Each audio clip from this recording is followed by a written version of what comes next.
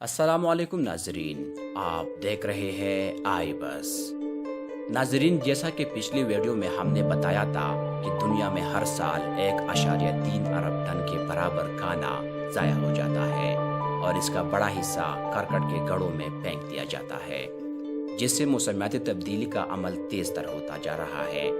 اگر آپ نے وہ ویڈیو نہیں دیکھی تو اوپر کارڈ پر کلک کریں اور ویڈیو دیکھیں۔ آج کی ویڈیو میں ہم آپ کو خوراک کا ضیاع کم کرنے کے 7 طریقے بتائیں گے، تو چلیے شروع کرتے ہیں۔ نمبر 1، سوچ سمجھ کر خریداری یا سمارٹ شاپنگ۔ بہت سے لوگ اپنی ضرورت سے زیادہ خوراک خرید لیتے ہیں۔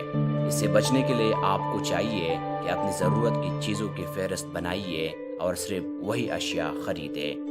اس کے بعد یہ یقینی بنائیں کہ آپ نے جو کھانا خریدا ہے دوبارہ بازار جانے سے پہلے وہ تمام کھانا ختم کریں۔ نمبر 2، کھانا ٹھیک سے ذخیرہ کریں۔ کھانے کی بہت زیادہ مقدار اس وجہ سے ضائع ہو جاتی ہے کہ ہم اسے درست طریقے سے ذخیرہ نہیں کرتے۔ بہت سے لوگوں کو معلوم نہیں کہ تازہ سبزیوں کو خراب ہونے سے کیسے بچاتے ہیں، جس کی وجہ سے کچی سبزیاں وقت سے پہلے پک جاتی ہیں اور پھر جلد ہی پہلے گل سڑ جاتی ہے۔ مثلاً آلو، ٹماٹر، لہسن، کھیرے اور پیاز کو کبھی بھی فریج میں نہیں رکھنا چاہیے۔ ان سبزیوں کو ہمیشہ کمرے کے درجہ حرارت پر رکھنا چاہیے۔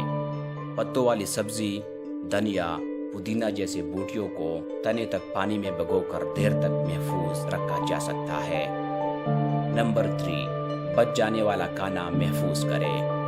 بچ جانے والا کھانا صرف چھٹیوں کے دنوں کے لیے نہیں ہوتا۔ اگر آپ کے ہاں معمول میں بہت زیادہ کھانا بنتا ہے اور ہمیشہ کھانا بچ جاتا ہے تو ہفتے میں ایک دن مقرر کر لے اور اس دن صرف وہ کھانا ختم کرے جو فریج میں پڑا ہوا ہے۔ کھانا کوڑے میں پھینکنے سے بچنے کا یہ طریقہ بہت اچھا ہے۔ اس کا فائدہ یہ بھی ہے کہ اس سے آپ کا وقت اور پیسہ بھی بچتا ہے۔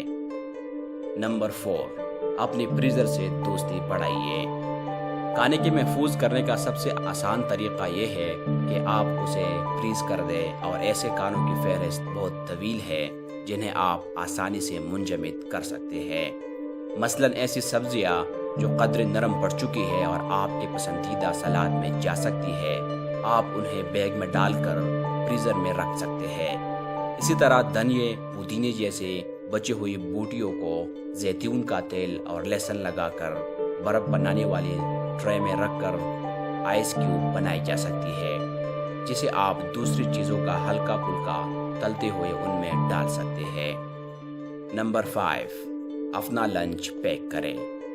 اپنے بچے ہوئے کھانے کو لنچ کے طور پر پیک کرنا ایک اچھی عادت ہے، اور اس سے آپ کی خوراک میں تمام اجزاء شامل رہتے ہیں۔